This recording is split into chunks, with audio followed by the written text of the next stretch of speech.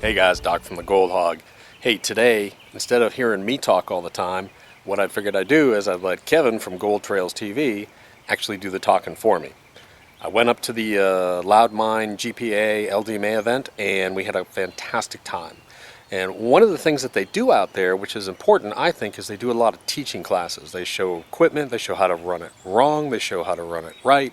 They do some really good stuff, and I gave a couple panning classes. We set up some of our equipment, but Kevin was showing people how to run our new multi-sluice, and I figured I'd just go ahead and record that session he was doing with him, and it actually came out pretty well. It's a little bit rough, but I actually was kind of happy with it. Anyways, Kevin, for the first time, we set him up these multi-sluices for the North Carolina event, and I can tell you right now, he fell in love with them, absolutely in love with them. So I figured I'd go ahead and shoot him running and talking about his experience with them. I think is great because they're so easy and they're so fast. He just did a great job with them. He just absolutely loves them. And anyways, I'll let him do the talking. So let's go out to the GPA Loudmine event, and I'll just put up the footage I just grabbed off camera from Kevin showing people how to run them. All right, folks, what we're going to talk about right now and what we're going to do is recovery. Getting it down to the final recovery before it goes to the gold pan. Now, everything Doc shared with you as far as getting it down and doing that final panning, absolutely spot on, correct. He knows that, I know that, and any professional miner that was worth anything out there that's really working does it exactly the same way. We always talk about it starts with a gold pan and it ends with a gold pan, and that is a perfect example. It's the steps in between there that we really have to start looking at. We have to really make sure that we're doing things and we're doing things properly.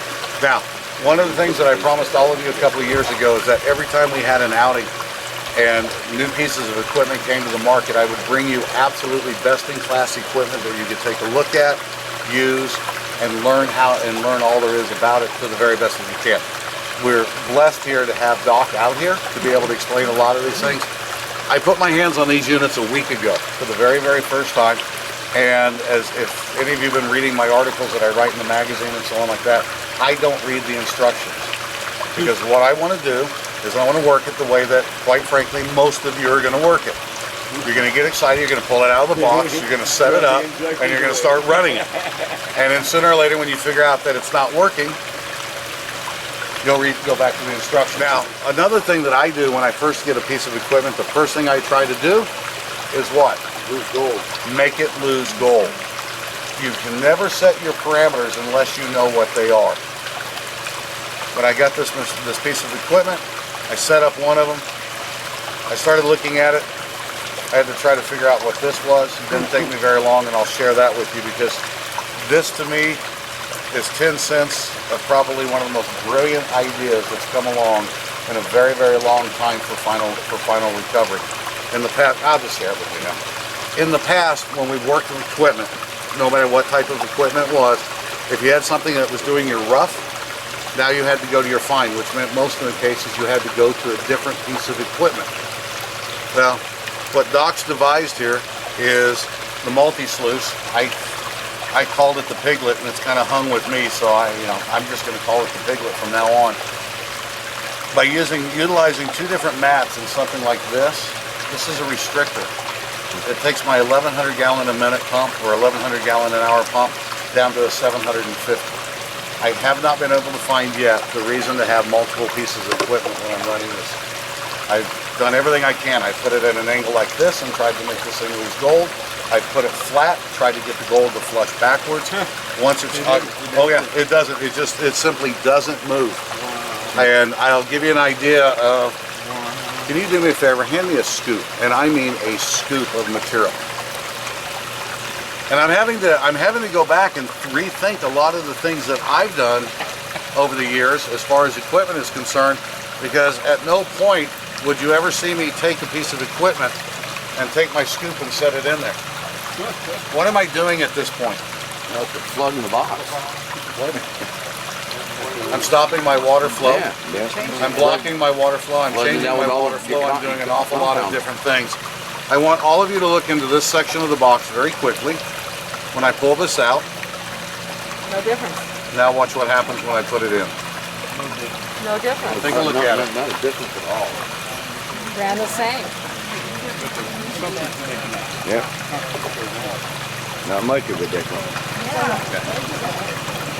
Now, we were talking about, Doc was talking earlier, and there's two things that we always talk about, the two T's, as far as getting gold to settle down. And very, very true, and they're things that you really need to remember. We always talk about the aggressiveness in the box, the turbulence. If you have water, if you've got material, if you've got the water churning, the material is going to drop very, very quickly. And that's what we have in this design of this box, is all of our turbulence is up here. The material is dropping very, very quickly. Now, one of the things that worries me is if I were to take this box or on some of the other pieces of equipment I've looked at over the years, and I'm sure that you've seen this, you shut down your box and you see black sand with a lot of gold sitting on top of it. It's very disturbing to me. What I like to see is a lot of black sand and very, very little gold. So that shows me and tells me exactly the actions and everything that's happened. When I shut this off with that scoop of material that we just ran through, you'll see a little bit of gold up on the riffles. Go ahead and take a look. You'll see a little bit of gold onto the riffles, very little. But you see a great amount of black sand that's sitting here, and for the pieces of gold that I do see, I know that we now have the capture. We have what's happening. What we're going to do is just going to be very, very simple. We're going to run this material, and the way that this machine runs, it's pretty aggressive. That's why I didn't let anybody run yesterday. We simply didn't have enough concentrates. All of this material has been taken down to 1/8 of an inch. We could go a little bit higher if we wanted to. We could take it to 1/4. I wanted to get down to 1/8, and we have a lot of the spoils and so on like that we're going to take. We'll work on those and do other things. But right off the bat, I just kind of want everybody to get a feel for what's happening when they're putting material in here. So working on both sides, we've got a bucket over there, we've got a bucket over here. I want you to work kind of as a team across from each other, putting material in and watching the action of the material from here to about here. And I want you to figure out on your own, look at the feed rate, see if you're feeding too fast, see if you're feeding too slow. Those are just little things that I want to look at. I'm not going to get into the science of this thing. It's the simplicity of recovery. And that is what this thing has offered, is simplicity of recovery. Quite frankly, I'm going to have one that's got a feeder to it. Because one of my biggest problems in using recirculating systems or using these final recovery systems is that I've got a nice big trough feeder. I'll put in material, I'll let it run, and I'll walk away from it. Now, as you saw what we did with the scoop, just setting the scoop in here, not changing our flow any, what worries me and has always worried me with my feeder is if I have a big plop of material. If that material gets blocked up or something, then I have a large amount of that material that hits into the feeder tray, it surges. The moment you surge, you push your gold. You lose your gold. If you do this on a standard unit, because you want to look in there and see what's going on, and then you do this, you had better have a gold pan down at the other end, and I will assure you that you're going to see gold in it. Give me one of the small gold cans from over here. Now, I've been doing this off and on all day long, over and over and over, and I just don't worry myself about it. Hold on to that. I'm going to have you put it back on in about 10 seconds. Go ahead, turn it back on. Go ahead and turn it off again. But what I want you to do is, if you can, come over here, and I'll do the same thing on this machine as well. But look in here, and you will see particles of gold. Look in here, and you'll see small pieces of gold as well. I believe you. Normally, when you would turn this thing back on, you would have to do a cleanup. Anytime you shut down, you want to do a cleanup. Go ahead and plug it back in. We're going to let it run for a couple of seconds. Okay. Yeah, we'll get one pulled over here. Now I want you all to look right where the gold was before and see where it is now. And we have no gold. We have no gold loss. Give it a shot. Take a look. I have to hold myself back a little bit because it almost sounds like I'm a salesperson for this company. I'm impressed with what this is doing. Because of the design of the mats, the type of mats that he's putting in, using different sections, using different combinations. Now this is just the rough section. What we're going to do today is we're going to run all this material down to the final, or down to the concentrate. And then tomorrow morning what you're going to do is you're going to work the final concentrates down to that material that you put in a gold pan. Now let me share with you what I did last week, and I think some of you, who was at Vane last week? Any of you? Okay, yeah, Ron was at Vane. You didn't get a chance to see much of this running. Ron was part of the crew last week, so he was always buried under. And Carmen, we never could find her. She'd just disappear somewhere. I just work too much. Yeah. After trying everything I could to lose material, and finally giving up on doing that, I put the machine back together, took all the material again, took it all the way back to where we started. And I ran, Doc says you can run a 5-gallon bucket in 7 to 8 minutes. That makes me a little nervous anytime. Yeah. That makes me a little nervous when I hear that. Okay. I'm probably a little bit too old school. I was working at between 10 and 15 minutes. Decided to run it again. Got it done in about 5.5 to 6 minutes. The most loss that I had was 2 pieces of just pinpoint, not pinhead, pinpoint gold. And every time I would rerun that material, I would run it at a different angle. I would do everything I could to screw it up. And I couldn't make it do it. Now, go ahead and plug these back in because these machines are not set properly right now. What's our greatest leveler? Water. Exactly. So what do we see over here? So we need to raise it up a little bit. Now generally I wouldn't even do this on this machine until we were actually running material. This is the first machine that I've played with, that I've worked with, that I'm comfortable making adjustments hot, meaning while I'm running material. If I'm running a scoop of material and I don't worry about it. I caught myself doing that a couple of times. Putting material in, oh crap. And coming down here and making an adjustment while it was running material, but always grabbing the gold pan and throwing the gold pan underneath it and then coming back and seeing what my loss was. Gang, I would love to make this thing rocket science for you. I would love to sit here and say, you know, you got to do this, you got to do this, you got to do that.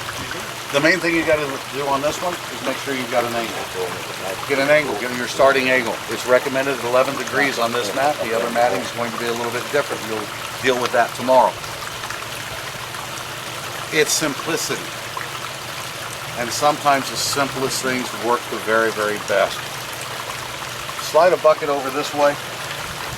There's a scoop. These smaller ones, though, you them out like every hour? No. 2 hours? I've run 5 gallons of material through this, not done a clean out. Ran the same material through again and not done a clean out. And I don't know, at this point, I don't even know what the recommendation is of how often to do the cleanup on it. But what I've done with this machine is I've run the equivalent of about 40 gallons of material before doing a cleanup. The material will tell you when you need to do a cleanup. When you're looking at your material, when you start to run clear, and if I'm looking down in here and I'm looking at my material, my waste material, as I start to see what's packing up here, that will tell me when I need to do my cleanup. And if we get to that point, we get to that point. All right, now there's 2 tubs in here, these little clear tubs. As we're running material, please keep an eye on those tubs because those are our waste tubs. Now what are we going to do with our waste tubs? Rerun them? Rerun them. Okay. How about, let's not think like a prospector. Let's think like a miner. Check the pan and then throw it away. Test pan it. If you find anything in it, great. If you don't, there's a bucket sitting over there. Get it out of here. Get it out of the way. Okay? So there's a big rock in there. Keep an eye on it. But again, let's get a mining mindset going here. So, we're running material. We're doing production. This is, and I want you to think of it this way. This is your draw. This is the gold that you folks are going to be splitting. The faster we get this material ready, the more material that we can get run through. We're in a mining mindset right now. Okay? The prospecting's over. We found the gold, we got the gold, now let's recover the gold, and let's recover it the fastest, most efficient way that there is. Now when you're putting material in, don't just run the material, watch what's happening. Because this is the unique feature of this. You're not seeing the flushes. You're not seeing the, you're not seeing the surges. And I tell you what, and I did this a lot. Watch what happens. Keep your eye right here on this box. Let's put the pan in there just so everybody feels good, including me. Now this is something I did last week because I really wanted to see if I could make it do it. Okay, see what I've done? Yeah. I have basically killed everything. I'm going to have a lot of gold in that pan, aren't I? It's going to be like pulling the dredge out of the water. Okay. You should blow everything right down there. Should have everything washed out. You should have blown everything out. We run about 4 or 5 seconds, more than enough time to get that material down.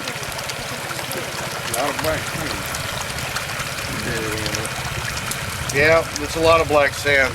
Find a piece of gold.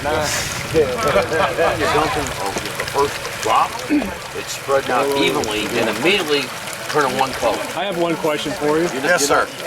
When's the last time you felt comfortable walking away from a cleanup room with these guys and just leaving them on a cleanup, on a piece of equipment? About last Friday afternoon after using this. And that's confidence, and that's what I like about it. Yeah, that's the thing. I can walk away from my feeder. I can walk away from you guys, and I'm more concerned about people putting their hands in here after they slow them down than anything else, because we got a lot of people looking to hang other people.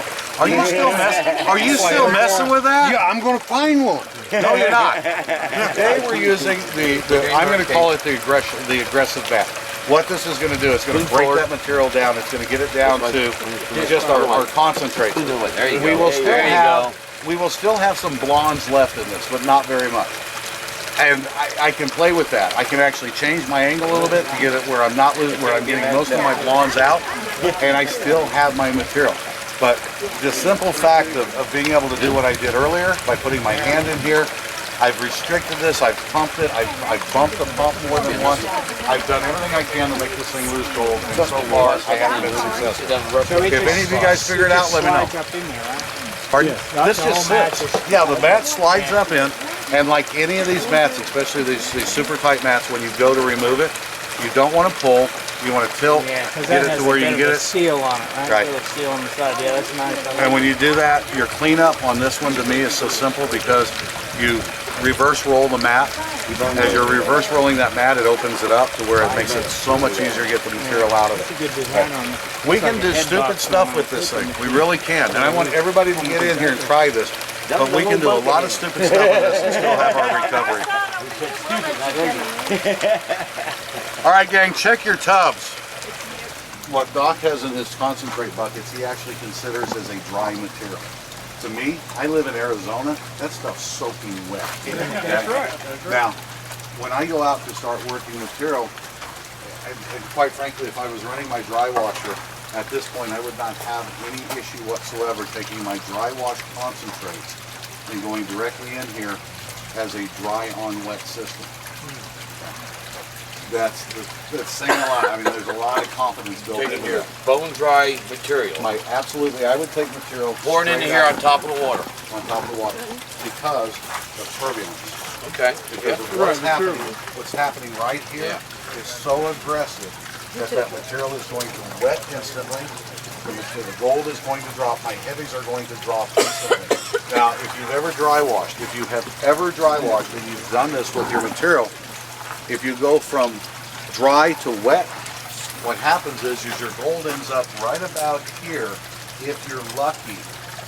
Because in the time that it takes for that material to finally wet, without that aggravation, without that true agitation that's going on, that turbulence that's going on the top, that material's just riding over the surface. Surface tension is broken by what? Turbulence. Okay. I love that, the two T's, turbulence and temperature. I've always said aggravation or agitation. We're always stealing from each other, so that's one that's... Thanks, Doc, I'm using that one. Yeah, and there's one note to add to that. When I was designing this box, I had to figure out a way that I could make turbulent water. I had to make turbulent water, so I couldn't, because what I want is, especially on the washer mat, we want to challenge the concentrates to stay. Right. So we want it turbulent. We want to make it wrong up at the top, so that the only thing is at the top is going to be almost pure gold.